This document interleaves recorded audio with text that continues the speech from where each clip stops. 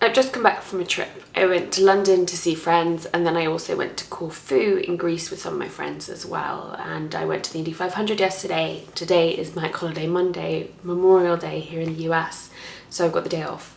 And it's funny, people keep asking me very kindly, especially knowing how much I'm a person who runs around, not really giving herself time to chill out. Did you find your holiday relaxing? Like, did you feel like you properly caught up on sleep? Did you feel like you chilled out? And the true answer is no, really. That's not what the holiday turned into. It turned into me just having the space to feel all of the things I've been trying to not feel. But it also was this reckoning with myself, again, not for the first time, that for me personally at least, there's no geographical cure for my mental illness. And so, I mean, it's kind of like heartbreaking every single time I realise it. It really, truly is. It is such a disappointment every single time I realise it, because I want there to be some big final solution. I've talked a lot about how I've had to start thinking about it, but how I've had to constantly think about it as managing my predisposition to depression and other related situations. I want it to be the case that I can go on this brilliant holiday and suddenly not be a person whose brain is trying to eat itself, or at least that's what it feels like sometimes. I want to be a person who can wake up on a beautiful day like it is today, after a full day of exercise yesterday, and just feel good. And I also have been thinking a lot about the binary we used when we talk about depression and sadness and happiness and so on. The idea that if you're happy, you're not sad.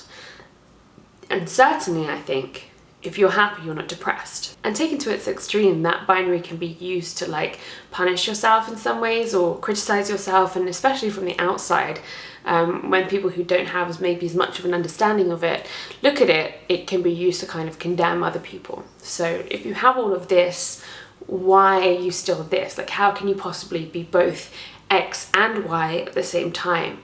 How can you look like you're having a great time, seem like you're having a great time in every facet of it, talk about how you're having a great time, laugh, and just like have every outward symptom almost of happiness, while also still being depressed or still struggling with all of the things with which you struggle?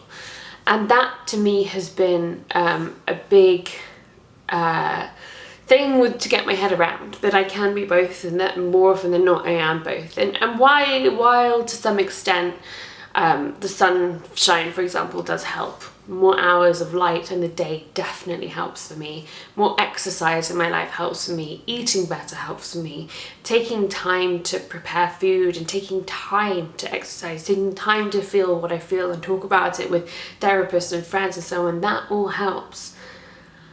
I will still be a person who struggles with this stuff just because of the way my brain is made up. And there are things that I can do to alleviate it, and there are things that I can do to ease off the kind of anguish of it. But it's still true, and I think that after every single holiday, as well as, of course, like general holiday blues and so on, I'm just kind of in grief for this idea that I can go somewhere else and I suddenly won't have to deal with it anymore. And it's interesting to me that the death of my dad has become such a, I don't know, kind of tentpole around which to talk about a lot of other things, because while that grief is very specific, it's something you're, again, to some degree, allowed to be sad about, or it's at least a kind of grief that people understand or think they understand, whereas mental illness is not really thought of in that way as much, or is only kind of beginning to be thought of in that way.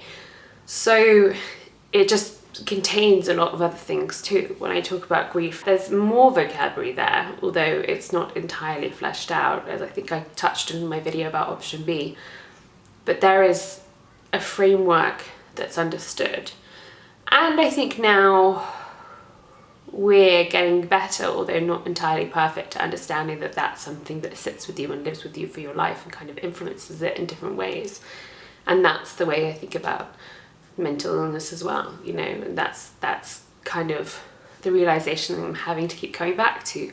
And also the fact that I can be happy, things can be great, everything can be stellar, but my dad's still dead. Like, that kind of feeling, that has also kind of given a bit of vocabulary to the way I feel about everything that my brain is and isn't doing. But it still just leaves me with this kind of big hole in my heart of just wanting it to be over and wanting to never feel this way again, and still feeling that way. Oh, I don't even want to get anywhere near this emotional in this video, but it's just where I am right now. And it's so frustrating and exhausting. And yeah, that's what it is. And it's also not something, I think that it is important to take time to like rest and chill and everything, but it's not something that there's some simple cure for. You know, like a lot of people in my life, especially older people, just say like, just get more sleep, and make sure you're eating right, and like you'll feel a lot better. And there's a point to which that's true, but it's not true enough. It's not going to flip some permanent switch, or even flip some reliable switch, because there have been weeks and weeks when I've been sleeping great and eating very well and just still feel like complete shit.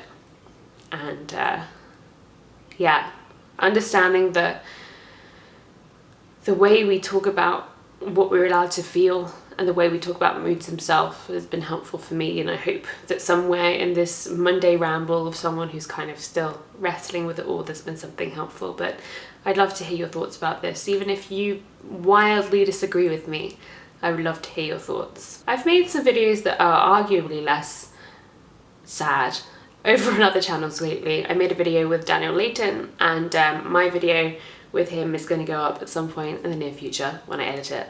And I also made a video over at Penguin Platform talking about how to become a more critical reader and the kinds of books that helped me become a more critical reader. So you can watch both of those over at Penguin Platform and at Daniel J. Layton Actor's channel. Alright, I'll speak to you very soon. Take care of yourselves. Bye.